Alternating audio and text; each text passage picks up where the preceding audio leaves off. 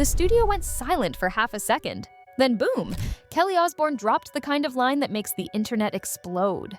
No filters, no hesitation, just pure fire, aimed straight at Meghan Markle and Prince Harry. You could almost feel the shock ripple through the audience as Kelly called them out for whining while living the dream life.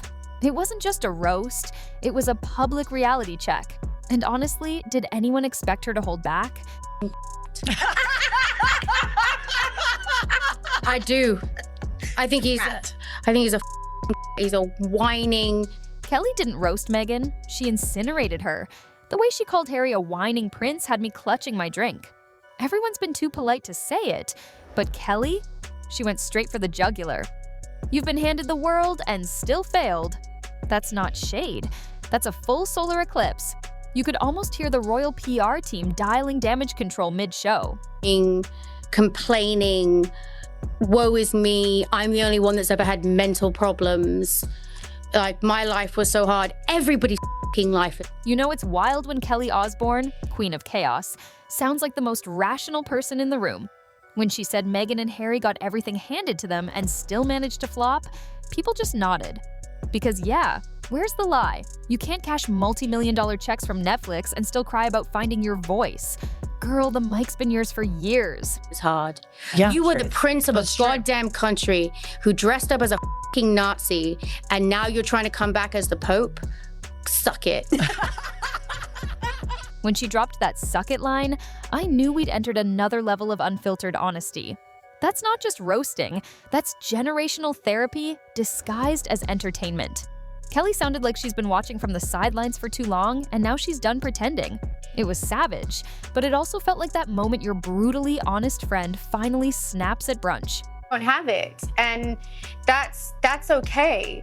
And I think they do have a right to privacy, but that doesn't seem to me what they're looking for. And Ozzy, let me... And that line, you don't have it, and that's okay. Bruh, that's the calmest but deadliest insult I've ever heard. Like she didn't even raise her voice, she just said it and moved on. That's when you know it's real. You could practically see Meghan's PR team throwing vision boards into the trash. But the truth is, the only value they have to these corporations was to trash their families. Kelly's roast worked because it wasn't just funny, it was fed up. You could tell she's tired of the constant pity parade. Every time Meghan says our truth, the rest of the world groans. Kelly just put that collective exhaustion into words. Honestly, she's the only person who could say it that bluntly and still have people cheering. No grandparents, no aunts, no uncles, no cousins. There's nothing. Nothing. Their babies have their mum and dad, and that is what is so terribly sad. Yeah. And they know nothing of their heritage. Where does this end, Sharon, for those two, do you think? I said it in the beginning in tears. It's going to end very, very badly, and I don't know why. It just keeps taking me back. It's even funnier when you realize the Osbournes, reality TV's royal family of chaos, are the ones saying maybe stop oversharing. Like, how does that even happen? When they tell you to tone it down, it might be time to rebrand. Kelly basically said, even our family drama looks healthier than yours. And honestly, facts. Lovey, holding hands, going everywhere together. It's so disingenuous. It's like, come on. Give us a break from all of that. The audience reactions said it all. People didn't even look shocked. They looked relieved. Finally, someone said it out loud. Kelly's not being mean, she's being real. You can't keep preaching privacy while living in front of cameras. It's like saying you're tired of noise while throwing a concert.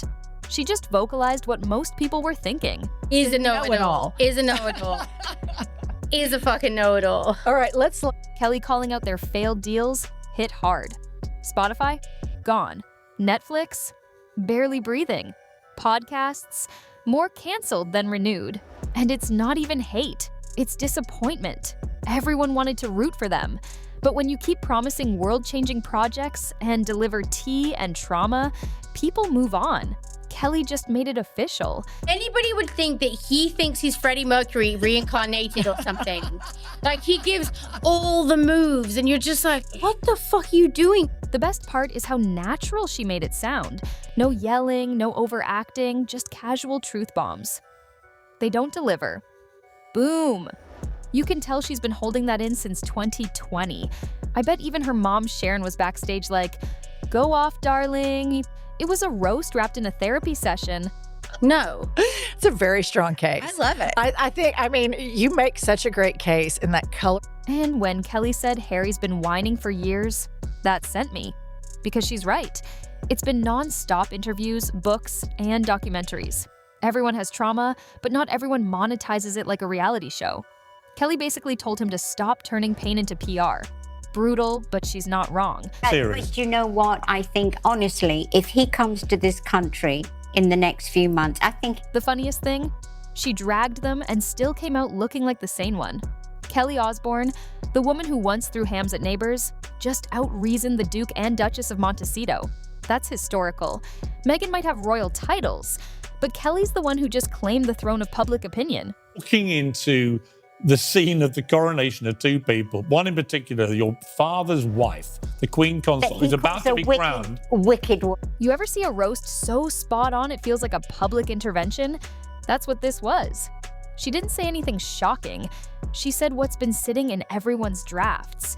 It's like she finally pressed send. You could feel the collective sigh of, finally, someone said it. In what world these two, Meghan and Harry, think they're going to waltz in to the Westminster Abbey, is it? When she said, "You've been handed the world," it was more than just a dig. It was a mirror. Because it's true. They've had platforms most people dream of, but instead of inspiring, they complain. Kelly just stripped away the royal gloss and reminded everyone that privilege doesn't automatically equal purpose. Need for the royal family to be unified, and Charles knows that. This rift at the heart of the Yeah, but I don't is think you. hugely Yeah, but I damaging. wouldn't trust them not to then do another book, another series. But you know what? And let's be real, this roast was less about Meghan and more about what she represents. People are tired of curated victimhood. Kelly calling it out wasn't bullying, it was balance. She said what needed to be said, and she did it with that wild, unapologetic confidence that only a true TV veteran can pull off. Comes to this country in the next few months, I think he'll be booed. He was booed last time. Well, he was. I mean, a little bit he was. It wasn't bad. Even by Harry's brass neck standards, walking into the scene of the coronation of two people, one in particular, your father's wife, the Queen Consort, He who's about calls to a be wicked, crowned. Wicked. By the end, it didn't even feel like a roast anymore.